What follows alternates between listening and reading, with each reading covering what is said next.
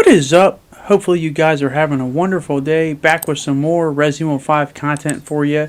And I've made no surprise to say that even though I do enjoy Resident Evil 5, it was the first ever Resident Evil game I ever got when it first came out. There are a lot of things, especially in the story, that I would change to make the game more effective. And with, obviously a lot of speculation that Resident Evil 5 could be the next Resident Evil game that's remade, I was wondering if I'd go over some of my story changes and show you what I would personally change if they do remake it to make it a much more emotional, impacting game, as well as an overall better game. So without further ado, sit back, relax, so I go over what I would do, changes in the story. The first thing, and I think a lot of people will agree with this, the Lost in Nightmares will not be DLC. It'll be the actual beginning of the game, the prologue. And if you remember in the original Resident Evil 5, this came as DLC post, and imagine if the advertising with this game, go back in time to 2009, imagine when they were advertising for this game, they didn't reveal in the trailers that Jill was dead and that you didn't know what had happened. They didn't give any kind of inclination. You just saw trailers of, sometimes Chris playing with Jill and sometimes he's playing with this new character, Sheva. But then you just learn firsthand by playing the game, oh shit, like in the beginning of the prologue, Jill seemingly died or gave her life to save Chris, and that's how the prologue beginning of the game starts. That would be so much more impactful, but unfortunately we already know how it's going to go, and this would be a remake. But I would just have it in the game for the beginning, and I would play it out pretty similar. But I would make a huge change, and the big change is the immediate aftermath. I would actually show Chris going through the stages of grief of, in complete denial that Jill is not dead, and having him and the BSAA look for her, and then eventually the BSAA gives up, and Chris just absolutely turns into a very bad stupor, kind of a depressing stupor. And you might think, hey, that kind of sounds familiar, and yes, it is familiar because it gets to my next major part that I would do, but take it from a later Resident Evil game that should have been in this one, not in the later one, and that would be Resident Evil 6. One of my big problems I have with the whole Chris depression thing is it makes zero to little sense that it be in 6 and not in 5. I mean, he lost his partner, the person that's been with him for around a decade fighting bioorganic weapons. He's always had his back, and not just the fact they lost him, but they gave up their life for him. So he's going to feel devastated, and him being drunk and just absolutely bitter and trying to run away, even if they want to throw the amnesia storyline, even though I'm not a big fan of that, but just him kind of giving up. I definitely think that should have been in Resident Evil 5, not Resident Evil 6, because we'd all be right behind Chris. Damn, we'd be with him. We hate to see him act this way and be in this type of mood, but we'd understand it, and it'd be very emotionally impactful. But the one big difference in this scene that I would do is I wouldn't have Piers be the one to contact them. Maybe there are BSAA agents, maybe Piers is among them, but the person who ultimately talks to him and gets him out of his stupor, and I just think this would be such an impactful moment, is Claire.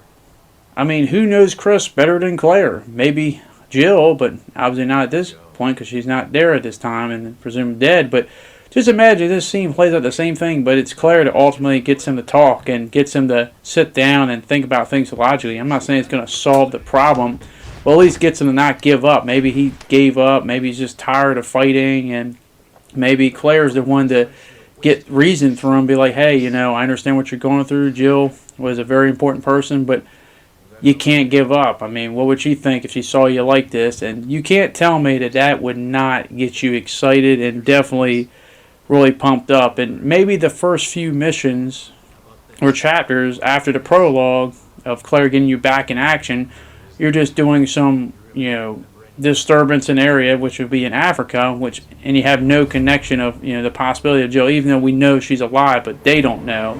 But then at the end of that chapter, you finally get the inclination that, there's a possibility, and you kind of see Chris go from depressing to a little bit hopeful, but you also see him getting a little more jaded over time just because it really had an effect on him. I think my biggest problem with 5 is Chris just doesn't act like a guy who really lost his partner. He's just kind of so calm about it, and it's just really eerie compared to how he is in Resident Evil 6.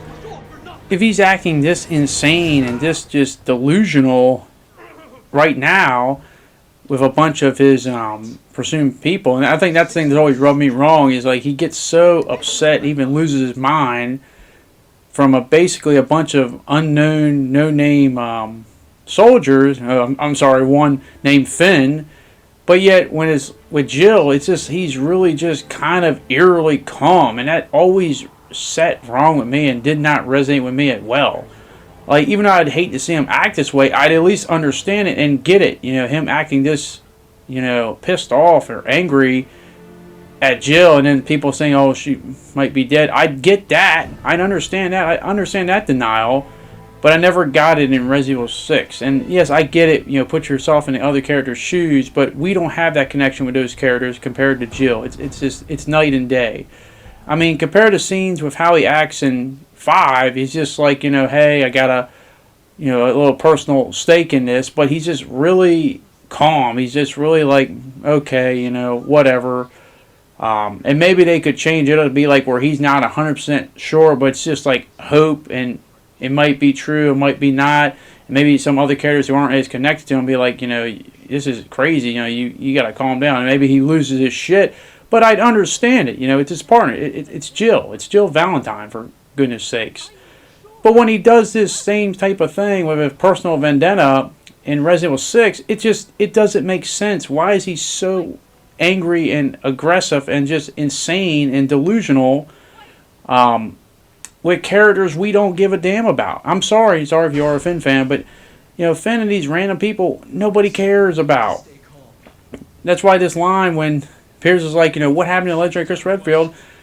Yeah, what did happen to him? Like, why is he acting like this way? Why wasn't he like this in 5? And I think that's my biggest problem with story-wise is Chris needed to be, the way he acted in 6 needed to be in 5, not in 6. I think that's one of the biggest changes in terms of the story and how he goes about. I would have definitely loved that story and definitely respected and understood him a lot more than what they did in 5. I mean, he's just way too calm, way too stoic, and just seeming like... And yes, I know Chris cares about Jill, but it's just they don't portray him caring that much compared to how he wasn't with these random soldiers, how they make you try to feel for Finn. But another big part of the story I would change is just the final encounter with Wesker. And I'll be the first one to admit, I've never liked Wesker's final transformation. I mean, it's Wesker. He's the ultimate Resident Evil villain, and that's the best you can come up with. What I would do is have a lot more of a bigger scope galactic fight with him. But once again, one of the things I always get annoyed by is everyone's like, well, this is a personal fight with Chris and Wesker. And I'm not disagreeing with that. It is. But it's not just a personal fight with just Chris for Wesker. It's a personal fight for all the remaining STARS members who are still left, and even a little bit of Claire. I mean, this isn't just personal for Chris. It's also personal for Jill. It's personal for Barry. It's personal for Rebecca. And, hey, I'd say a little bit personal for Claire. She needs some revenge for after what happened on Rockford Island. My point being is just, like... Wouldn't it be so much cooler if you had a final boss fight where it needed all those people to converge at the end? They come in, and they would help out Chris, and actually play a huge role. Like, maybe you fight some kaiju-size Wesker or something like that. It's not a lot more better than what we got here, and you have to swap between the different teams, and maybe there's, like, different teams of 2, and it could be a really cool, awesome moment, and it takes all of them, Jill, Chris, Sheva, Barry, Rebecca, Claire, just to take down this threat. It just seems like Wesker was taken out in such a cheap and lame way, and having all these people converge, sort of like Aloy Endgame, where everyone had to team up and come together to have a chance to beat Thanos, it would have been such a better, more awesome, impactful ending, and it just have a finality towards this chapter in Resident Evil. I just feel like he ended way too easily, and there's too many people that needed to be involved in this that weren't. And then you could have had a really cool plane ride home with all the characters kind of seemingly talking and joking with each other. Just talking about how, it's over and this is making to have a drink for the remaining STARS members and a little bit with Claire and the other BSA agents there. And hell, maybe even throwing a Barry Jill sandwich joke. But it just would have been a very touching moment, which should have been a very more emotional, impacting journey. And I think that's the biggest part with 5. I love Resident Evil 5, but It should have been a lot more emotional impacting of a story, and it just wasn't. And I don't think you'd have to change too many things, but it just seems like a lot of these emotional, like enraged moments that we could understand happen in the game that came after it, Resident Evil 6, with Chris, more than what happened with here. I'd obviously give other characters bigger roles in the game, but at the end of the day, these are what I think should ultimately change in front of the story elements of Resident Evil 5 if they ever decide to remake it, so that maybe one day we can have that impactful plane ride off into the sunset and enjoy this game, which if it does get remade. That is going to be it, but let me know down in the comment section what you guys think. Do you think Resident Evil 5 should even be remade? And if it does, do you think they should do these story changes that I suggested?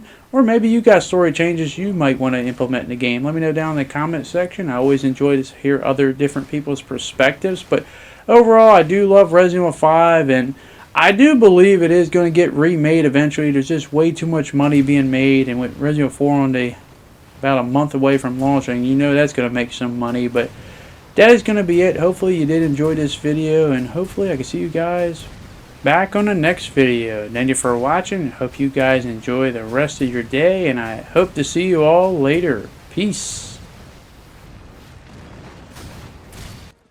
Oh, I almost forgot. The most important thing of all. Will the boulder make a return for Resident Evil 5 Remake? Well, that is another discussion for another day.